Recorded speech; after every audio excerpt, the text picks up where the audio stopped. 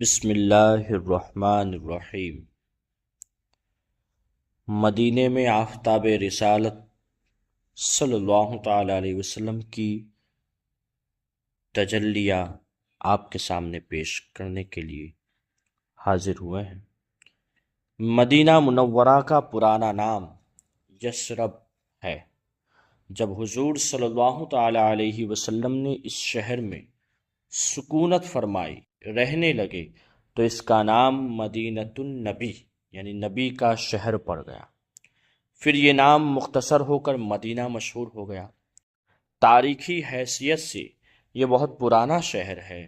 حضور صلی اللہ تعالی علیہ وسلم نے جب اعلان نبوت فرمایا تو اس شہر میں عرب کے دو قبیلے اوس اور خزرج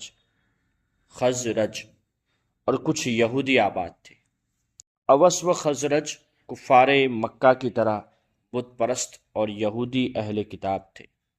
اوس و خزرج پہلے تو بڑے اتفاق اور اتحاد کے ساتھ مل جل کر رہتے تھے، مگر پھر عربوں کی فطرت کے مطابق ان دونوں قبیلوں میں لڑائیاں شروع ہو گئی، یہاں تک کہ آخری لڑائی جو تاریخ عرب میں جنگ بعاث کے نام سے مشہور ہے، اس قدر ہولناک اور خونریز ہوئی کہ اس لڑائی میں اوس اور خزرج کے تقریباً تمام نامور بہادر لڑ بھڑ کر مر گئے، اور یہ دونوں قبیلے بے حد کمزور ہو گئے۔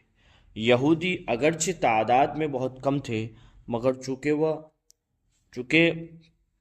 وہ تعلیم یافتہ تھے، اس لیے اوس اور خزرج ہمیشہ یہودیوں کی علمی برتری سے مرعوب اور ان کے زیر اثر رہتے تھے۔ اسلام قبول کرنے کے بعد رسول رحمت صلی اللہ تعالی علیہ وسلم کی مقدس تعلیم و تربیت کی بدولت اوس و خزرج کے تمام اختلافات ختم ہو گئے، اور یہ دونوں قبیلے شیر و شکر کی طرح مل جل کر رہنے لگے۔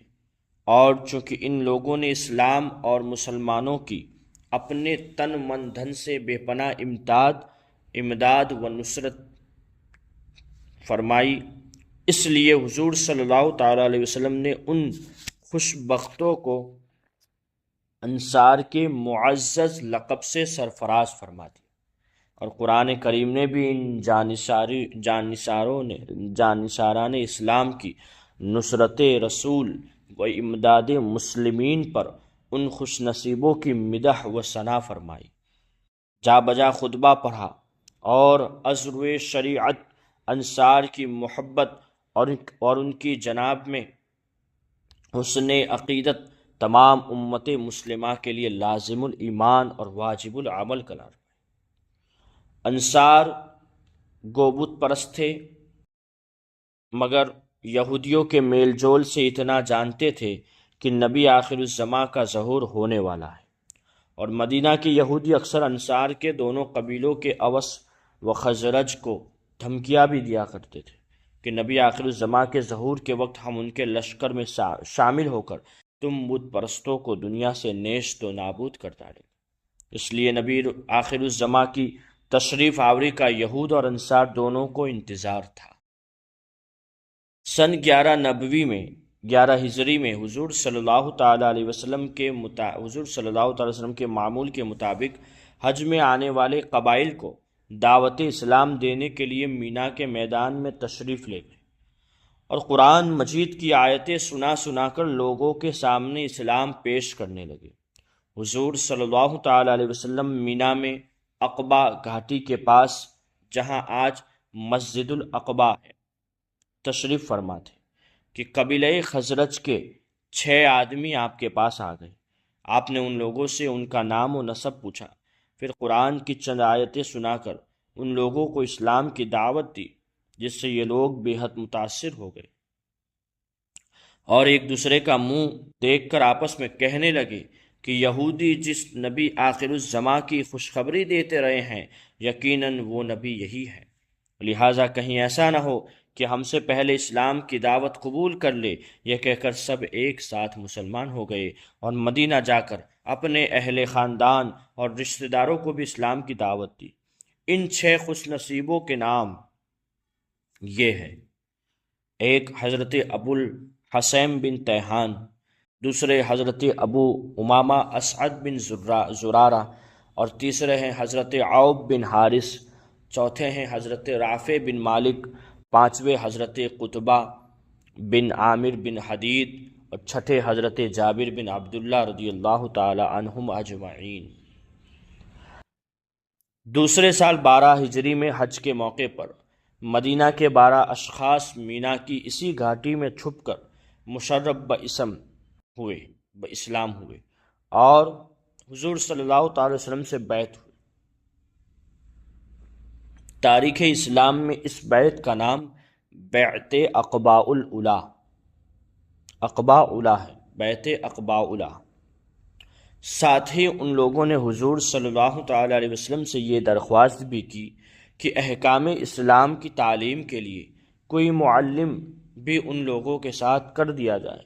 چنانچہ حضور صلی اللہ تعالی علیہ وسلم نے حضرت مصعب بن عمیر رضی اللہ تعالیٰ عنہ کو ان لوگوں کے ساتھ مدینہ منورہ بھیج دیا۔ وہ مدینہ میں حضرت اسعد بن زرارہ رضی اللہ تعالیٰ عنہ کے مکان پر ٹھہرے اور انصار کے ایک ایک گھر میں جا کر اسلام کی تبلیغ کرنے لگے، یہاں تک کہ رفتہ رفتہ مدینہ سے قباء تک گھر گھر اسلام پھیل گیا۔ قبیلہ اوس کے سردار حضرت سعد بن معاذ رضی اللہ تعالیٰ عنہ بہت ہی بہادر اور بااثر شخص تھے۔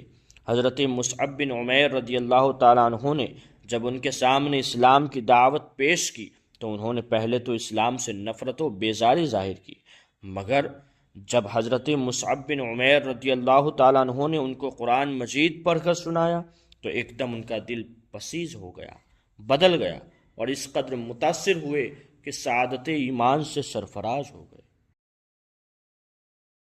ان کے مسلمان ہوتے ہی ان کا قبیلہ اوس بھی دامن اسلام میں آ گیا۔ اسی سال بقول مشہور ماہ رجب کی 27ویں رات کو حضور صلی اللہ تعالی علیہ وسلم کو بحالت بیداری معراج جسمانی ہوئی، اور اسی سفر معراج میں 5 نمازیں فرض ہوئی، جس کا تفصیلی بیان انشاءاللہ تبارک و تعالی موقع ملا تو معجزات کے باب میں جب معجزات کا ذکر کریں گے تو انشاءاللہ اس میں آپ کے سامنے پیش کریں گے، اگر موقع رہا، زندگی رہی تو انشاءاللہ تبارک و تعالی۔ اس کے ایک سال بعد 13 ہجری میں حج کے موقع پر مدینہ کے تقریباً 72 اشخاص نے مینا کی اسی گھاٹی میں اپنے بت پرست ساتھیوں سے چھپ کر ہمارے آقا رحمت عالم نور مجسم محسن اعظم صلی اللہ تعالی وسلم کے دست حق پرست پر بیعت کی اور یہ عہد کیا کہ ہم لوگ آپ کی اور اسلام کی حفاظت کے لیے اپنی جان و مال، اپنی جان اپنا مال قربان کر دیں گے۔ اس موقع پر حضور صلی اللہ تعالی علیہ وسلم کے چچا حضرت عباس رضی اللہ تعالیٰ عنہ بھی موجود تھے، جو ابھی تک مسلمان نہیں ہوئے تھے۔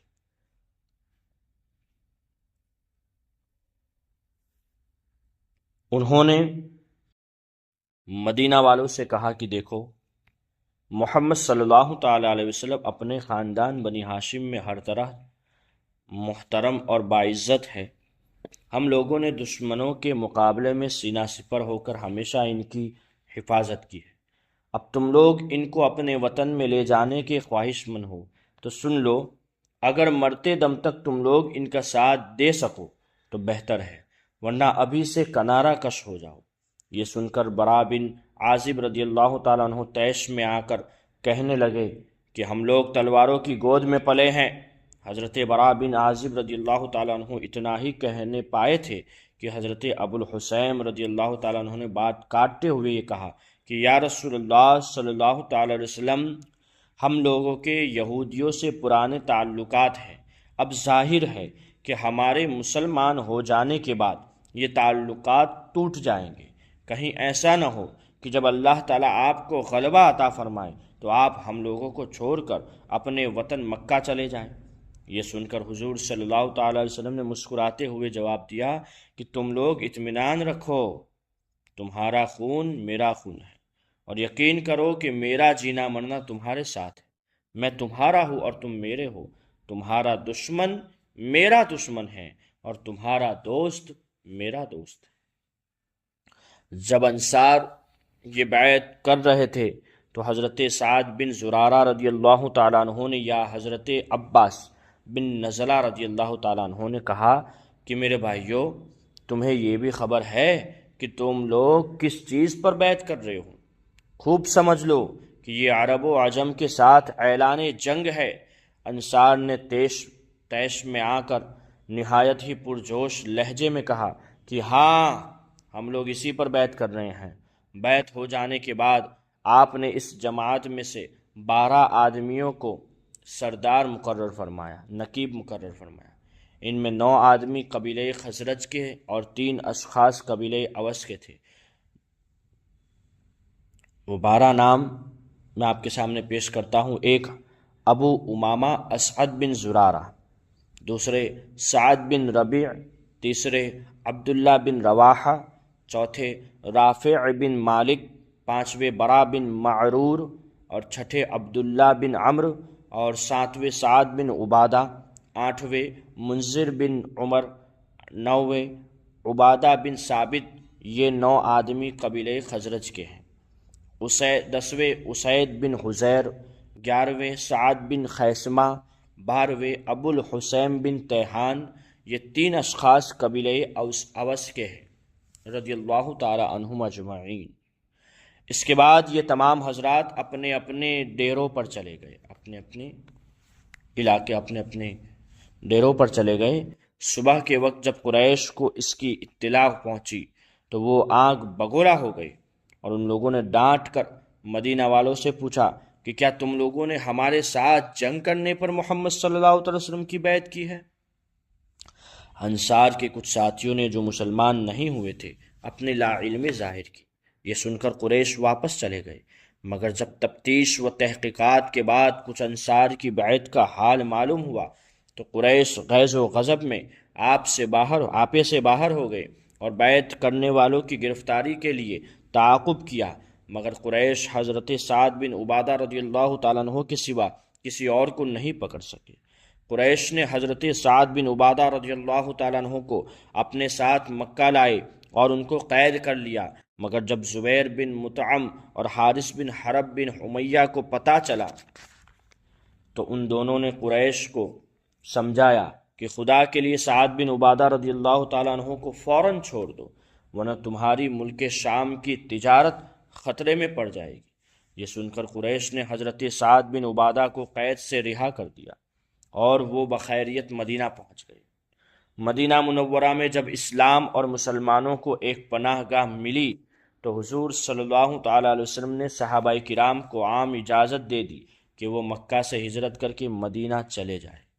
چنانچہ سب سے پہلے حضرت ابو سلمہ رضی اللہ تعالیٰ عنہ نے ہجرت کی۔ اس کے بعد یکے بعد دیگر دوسرے لوگ بھی مدینہ روانہ ہونے لگے۔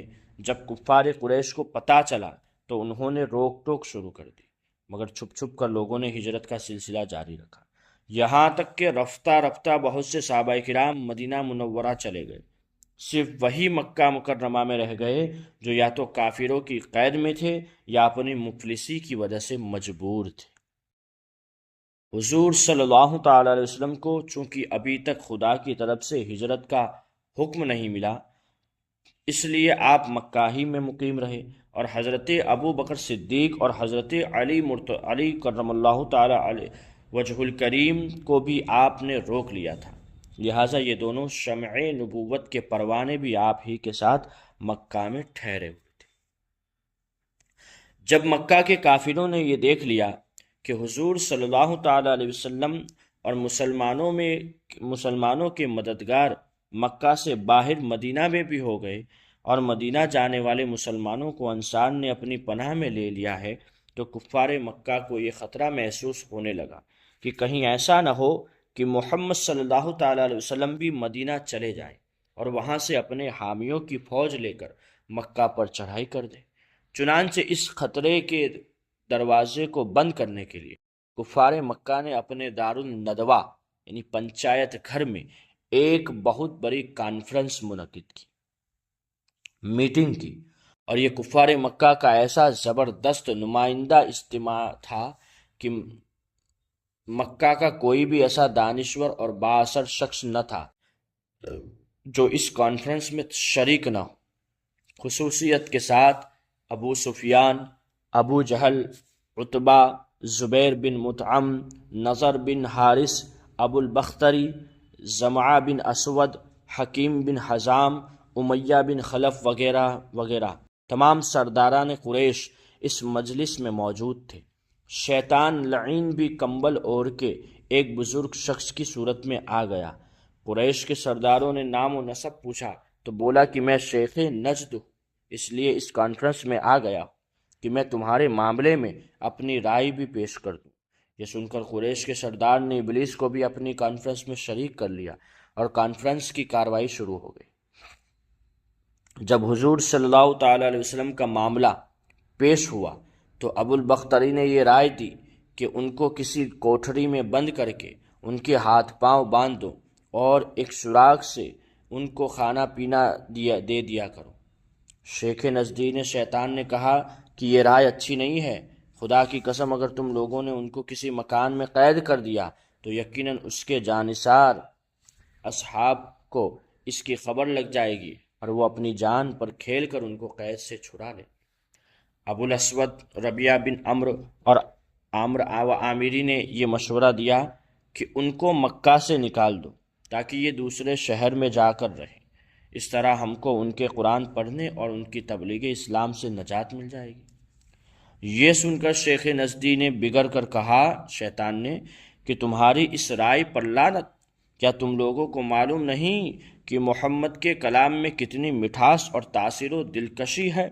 خدا کی قسم اگر تم لوگ اس کو شہر بدر کر کے چھوڑ دو گے تو یہ پورے ملک عرب میں لوگوں کو قرآن سنا کر تمام قبائل عرب کو اپنا تابع فرمان بنا لے گا، اور پھر اپنے ساتھ ایک عظیم لشکر لے کر تم پر ایسے یلغار کر دے گا کہ تم ان کے مقابلے سے عاجز و لاچار ہو جاؤ گے، اور پھر علاوہ اس کے کہ تم ان کے غلام بن کر رہو، کچھ بنائے نہ بنے گی، اس لیے ان کو جلا وطن کرنے کی تو بات ہی مت کرو۔ شیطان نے یہ کہا۔ ابو جہل بولا کہ صاحبو، میرے ذہن میں ایک رائے ہے جو اب تک کسی کو نہیں سوچی۔ یہ سن کر سب کے کان کھڑے ہو گئے اور سب نے بڑے اشتیاق کے ساتھ پوچھا کہ کہیے وہ کیا ہے؟ تو ابو جہل نے کہا کہ میری رائے یہ ہے کہ ہر قبیلے کا ایک ایک مشہور بہادر تلوار لے کر اٹھ کھڑا ہو اور سب یکبارگی حملہ کر کے محمد کو قتل کر ڈالے۔ اللہ اکبر۔ اس تدبیر سے خون کرنے کا جرم تمام قبیلوں کے سر پر رہے گا۔ ظاہر ہے کہ خاندان بنو ہاشم اس خون کا بدلہ لینے کے لیے تمام قبیلوں سے لڑنے کی طاقت نہیں رکھ سکتے، لہٰذا یقیناً وہ خون بہا لینے پر راضی ہو جائیں گے اور ہم لوگ مل جل کر آسانی کے ساتھ خون بہا یعنی ہرجانہ کی رقم ادا کر دیں گے۔ ابو جہل کی یہ خونی تجویز سن کر شیخ نزدی مارے خوشی کے اچھل پڑا۔ شیطان اچھل پڑا اور کہا کہ بے شک یہ تدبیر بالکل درست ہے، اس کے سوا اور کوئی تجویز قابل قبول نہیں ہو سکتی۔ چنانچہ تمام شرکائے کانفرنس نے اتفاق رائے سے اس تجویز کو پاس کر دیا اور مجلس شورا برخاست ہو گئی، اور ہر شخص یہ خوفناک عزم لے کر اپنے گھر چلا۔ خداوند قدوس نے قرآن مجید میں بھی اس واقعے کا ذکر فرمایا ہے، جس کا مطلب ہے جو سورہ انفال میں ہے کہ اے محبوب یاد کیجئے جس وقت کفار آپ کے بارے میں خفیہ تدبیر کر رہے تھے، آپ کو قید کر دے یا قتل کر دے یا شہر بدر کر دے۔ یہ لوگ خفیہ تدبیر کر رہے تھے اور اللہ خفیہ تدبیر کر رہا تھا، اور اللہ کی پوشیدہ تدبیر سب سے بہتر ہے۔ اللہ تعالیٰ کی خود خفیہ تدبیر کیا تھی؟ اللہ تعالیٰ کی خفیہ تدبیر کیا تھی؟ دیکھیے آپ اللہ تعالیٰ کی خفیہ تدبیر۔ جب کفار حضور صلی اللہ تعالی علیہ وسلم کے قتل پر اتفاق کر کے کانفرنس ختم کر چکے اور اپنے اپنے گھروں کو روانہ ہو گئے تو حضرت جبرائیل امین علیہ السلام رب العالمین کا حکم لے کر نازل ہو گئے کہ اے محبوب آج رات کو آپ اپنے بستر پر نہ سوئے اور ہجرت کر کے مدینہ تشریف لے جائے۔ چنانچہ عین دوپہر کے وقت حضور صلی اللہ تعالیٰ علیہ وسلم حضرت ابو بکر صدیق رضی اللہ تعالیٰ عنہ کے گھر تشریف لے گئے اور حضرت ابو بکر صدیق سے فرمایا کہ سب گھر والوں کو ہٹا دو، کچھ مشورہ کرنا ہے۔ حضرت ابو بکر صدیق رضی اللہ تعالیٰ عنہ نے عرض کیا کہ یا رسول اللہ، آپ پر میرے ماں باپ قربان، یہاں پر آپ ہی اہلیہ حضرت عائشہ کے سوا اور کوئی نہیں ہے۔ اس وقت حضرت عائشہ سے حضور کی شادی ہو چکی تھی۔ حضور صلی اللہ علیہ وسلم نے فرمایا کہ اے ابو بکر، اللہ تعالیٰ نے مجھے ہجرت کی اجازت فرما دی ہے۔ حضرت ابو بکر صدیق رضی اللہ تعالیٰ نے عرض کیا کہ میرے ماں باپ آپ پر قربان یا رسول اللہ، مجھے بھی ہمراہی کا شرف عطا فرمائیے۔ آپ نے ان کی درخواست منظور فرما لی۔ حضرت ابو بکر صدیق نے 4 مہینے سے 2 اونٹنیاں ببول کی پتی کھلا کھلا کر تیار کی تھی کہ ہجرت کے وقت یہ سواری کے کام آئے گی۔ عرض کیا یا رسول اللہ صلی اللہ تعالیٰ علیہ وسلم، ان میں سے ایک اونٹنی آپ قبول فرما لے۔ آپ نے ارشاد فرمایا کہ قبول ہے، مگر میں اس کی قیمت دوں گا۔ حضرت ابوبکر صدیق نے بادل ناخواستہ نہ چاہتے ہوئے بھی فرمان رسالت سے مجبور ہو کر اس کو قبول کیا۔ حضرت عائشہ صدیقہ رضی اللہ تعالی عنہا اس وقت بہت کم عمر تھی، لیکن ان کی بڑی بہن حضرت بی بی اسما نے سامان سفر درست کیا اور توشہ دان میں کھانا رکھ کر اپنی کمر کے پٹے کو پھاڑ کر 2 ٹکڑے کیے، ایک سے توشہ دان کو باندھا اور دوسرے سے مشک کا منہ باندھا۔ یہ وہ قابل فخر شرف ہے کہ جس کی بنا پر ان کو ذاتون نطاقین، 2 پٹکے والے ذاتون نطاقین کے معزز لقب سے یاد کیا جاتا ہے۔ اس کے بعد حضور صلی اللہ علیہ وسلم نے ایک کافر کو جس کا نام عبداللہ بن اریقط تھا، جو راستوں کا ماہر تھا، رہنمائی کے لیے اجرت پر نوکر رکھا اور ان دونوں اونٹنیوں کو اس کے سپرد کر کے فرمایا کہ 3 راتوں کے بعد وہ ان دونوں اونٹنیوں کو لے کر غار ثور کے پاس آ جائے۔ یہ سارا انتظام کر لینے کے بعد حضور صلی اللہ علیہ وسلم اپنے مکان پر تشریف لائے۔ کفار مکہ نے اپنے پروگرام کے مطابق کاشانہ نبوت کو گھیر لیا، پہرا دے دیا، گھیر لیا اور انتظار کرنے لگے کہ حضور صلی اللہ علیہ وسلم سو جائے تو ان پر قاتلانہ حملہ کیا جائے۔ اس وقت گھر میں حضور صلی اللہ علیہ وسلم کے پاس صرف مولا علی تھے۔ کفار مکہ اگرچہ رحمت عالم صلی اللہ علیہ وسلم کے بدترین دشمن تھے، مگر اس کے باوجود حضور صلی اللہ علیہ وسلم کی امانت و دیانت پر کفار کو اس قدر اعتماد تھا کہ وہ اپنے قیمتی مال و سامان کو حضور صلی اللہ علیہ وسلم کے پاس امانت میں رکھتے تھے۔ چنانچہ اس وقت بھی بہت سی امانتیں کاشانہ نبوت میں تھی۔ حضور صلی اللہ تعالی وسلم نے مولا علی سے فرمایا کہ تم میری سبز رنگ کی چادر اوڑھ کر میرے بستر پر سو جاؤ، اور میرے چلے جانے کے بعد تم قریش کی تمام امانتیں ان کے مالکوں کو سونپ کر مدینے چلے آنا۔ یہ بڑا ہی خوفناک اور بڑے سخت خطرے کا موقع تھا۔ حضرت علی کو معلوم تھا کہ کفار مکہ حضور صلی اللہ علیہ وسلم کے قتل کا ارادہ کر چکے ہیں، مگر حضور صلی اللہ علیہ وسلم کے اس فرمان سے کہ تم قریش کی ساری امانتیں لوٹا کر مدینے چلے آنا، حضرت علی رضی اللہ تعالیٰ عنہ کو یقین کامل تھا کہ میں زندہ رہوں گا، اب مجھے موت نہیں آئے گی اور مدینہ پہنچوں گا۔ اس لیے رسول اللہ صلی اللہ علیہ وسلم کا بستر جو آج کانٹوں کا بچھونا تھا، حضرت علی رضی اللہ تعالیٰ عنہ کے لیے پھولوں کی سیج بن گیا، اور آپ بستر پر صبح تک آرام کے ساتھ میٹھی نیند سوتے رہے۔ آپ نے اسی کارنامے پر فخر کرتے ہوئے شیر خدا نے اپنے اشعار میں فرمایا تھا، وقیت بنفسی خیرا من وتی اسرا ومن طافا بالبیت العتیق وبالحجر، میں نے اپنی جان کو خطرے میں ڈال کر اس ذات گرامی کی حفاظت کی ہے جو زمین پر چلنے والوں اور خانہ کعبہ و حتیم کا طواف کرنے والوں میں سب سے زیادہ بہتر اور بلند مرتبہ ہے۔ رسول الہ خاف ایم قر بہ فنجاہ ذو الطول الہ من المقر، رسول خدا صلی اللہ علیہ وسلم کو یہ اندیشہ تھا کہ کفار مکہ ان کے ساتھ خفیہ چال چل جائیں گے، مگر خداوند مہربان نے ان کو کافروں کی خفیہ تدبیر سے بچا لیا۔ حضور صلی اللہ علیہ وسلم نے بستر نبوت پر جانے ولایت کو سلا کر ایک مٹھی خاک ہاتھ میں لی اور سورہ یاسین کی ابتدائی آیتوں کو تلاوت فرماتے ہوئے نبوت کھانے سے باہر تشریف لائے اور محاصرہ کرنے والے کافروں کے سروں پر خاک ڈالتے ہوئے مجمع سے صاف نکل گئے، ان کے بیچ سے نکل گئے، نہ کسی کو نظر آئے نہ کسی کو کچھ خبر ہوئی۔ ایک دوسرا شخص جو اس مجمع میں موجود نہ تھا، اس نے لوگوں کو خبر دی کہ محمد تو یہاں سے نکل گئے اور چلتے وقت تمہارے سروں پر خاک ڈال گئے۔ چنانچہ ان کور بختوں نے اپنے سروں پر ہاتھ پھیرا تو واقعی ان کے سروں پر خاک اور دھول پڑی ہوئی تھی۔ رحمت عالم صلی اللہ علیہ وسلم اپنے دولت خانہ سے نکل کر مقام حضورہ کے پاس کھڑے ہو گئے اور بڑی حسرت کے ساتھ کعبہ کو دیکھا اور فرمایا کہ اے شہر مکہ، تو مجھ کو تمام دنیا سے زیادہ پیارا ہے، عزیز ہے۔ اگر میری قوم مجھ کو تجھ سے نہ نکالتی تو میں تیرے سوا کسی اور جگہ سکونت پذیر نہ ہوتا۔ حضرت ابوبکر صدیق سے پہلے ہی قرارداد ہو چکی تھی، وہ بھی اسی جگہ آ گئے، اور اس خیال سے کہ کفار مکہ ہمارے قدموں کے نشان سے ہمارا راستہ پہچان کر ہمارا پیچھا نہ کریں۔ پھر یہ بھی دیکھا کہ حضور صلی اللہ علیہ وسلم کے پائے نازک زخمی ہو گئے۔ حضرت ابوبکر صدیق رضی اللہ تعالیٰ عنہ نے آپ کو اپنے کندھوں پر سوار کر اور اس طرح خاردار جاریوں اور نوکدار پتھروں والی پہاڑیوں کو روندتے ہوئے اسی رات غار ثور پہنچے۔ حضرت ابوبکر صدیق رضی اللہ تعالیٰ عنہ پہلے خود غار میں داخل ہوئے اور اچھی طرح غار کی صفائی کی، اور آپ نے بدن کے کپڑے پھاڑ پھاڑ کر غار کے تمام سوراخوں کو بند کر دیا۔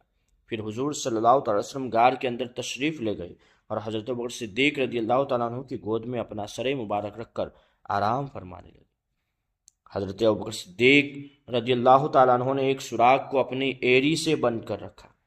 سوراخ کے اندر ایک سانپ نے بار بار یار غار کے پاؤں میں کاٹا، مگر حضرت صدیق جانثار نے اس خیال سے پاؤں نہیں ہٹایا کہ رحمت عالم کے خواب راحت میں خلل نہ پہنچے، ان کے آرام میں خلل نہ پہنچے، مگر درد کی شدت سے یار غار حضرت ابوبکر صدیق کے آنسوؤں کی دھار کے چند قطرات سرور کائنات کے رخسار مبارک پر نثار ہو گئے، جس سے رحمت عالم بیدار ہو گئے اور اپنے یار غار کو روتا دیکھ کر بے قرار ہو گئے۔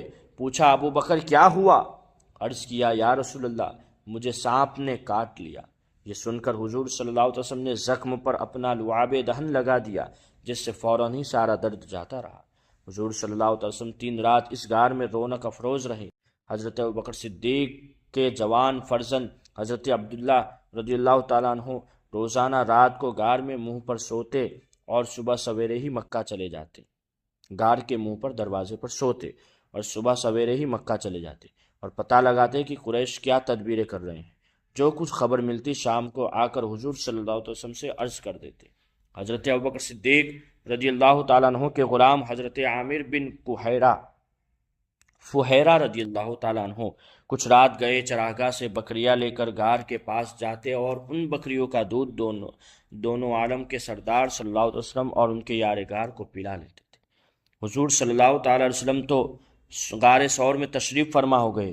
ادھر کاشانہ نبوت کا محاصرہ کرنے والے کفار جب صبح کو مکان میں داخل ہوئے تو بستر نبوت پر حضرت مولا علی رضی اللہ تعالیٰ عنہ تھے۔ ظالموں نے تھوڑی دیر آپ سے پوچھ گچھ کر کے آپ کو چھوڑ دیا، پھر حضور صلی اللہ علیہ وسلم کی تلاش و جستجو میں مکہ اور اطراف و جوانب کا چپا چھان مارا، یہاں تک کہ ڈھونڈتے غار ثور تک پہنچ گئے، مگر غار کے منہ پر مکری نے جالا تن دیا تھا اور کنارے پر کبوتری نے انڈے دے رکھے تھے۔ یہ منظر دیکھ کر کفار قریش آپس میں کہنے لگے کہ اگر اس غار میں کوئی انسان موجود ہوتا تو نہ مکری جالا تنتی نہ کبوتری یہاں انڈے دیتی۔ کفار کی آہٹ پا کر حضرت ابو بکر صدیق رضی اللہ تعالیٰ عنہ کچھ گھبرائے اور عرض کیا کہ یا رسول اللہ، اب ہمارے دشمن اس قدر قریب آ گئے ہیں کہ اگر وہ اپنے قدموں پر نظر ڈالیں گے تو ہم کو دیکھ لیں گے۔ حضور صلی اللہ علیہ وسلم نے فرمایا، لا تحزن ان اللہ معنا، مت گھبراؤ، خدا ہمارے ساتھ۔ اس کے بعد اللہ تعالیٰ نے حضرت ابو بکر صدیق رضی اللہ تعالیٰ عنہ کے قلب پر سکون و اطمینان کا ایسا سکینہ اتار دیا کہ وہ بالکل بھی بے خوف ہو گئے۔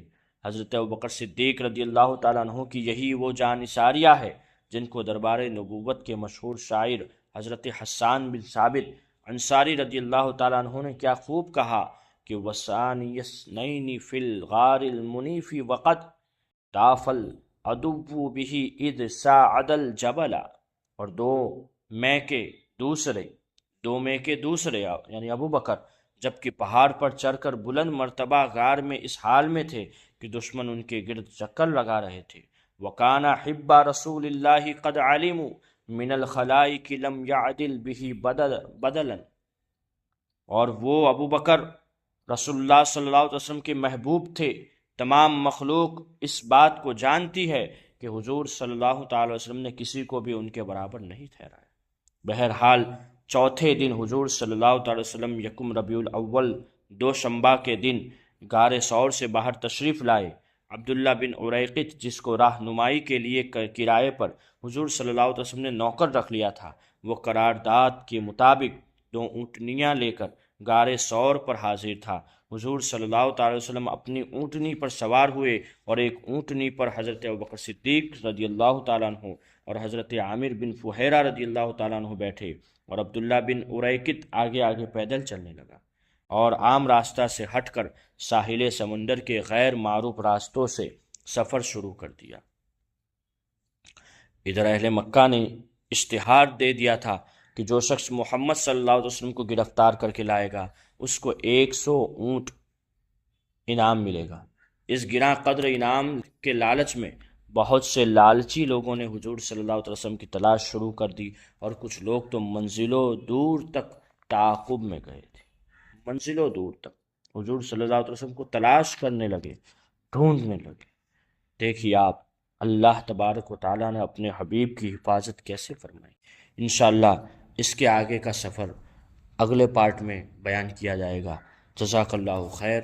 السلام علیکم ورحمۃ اللہ وبرکاتہ۔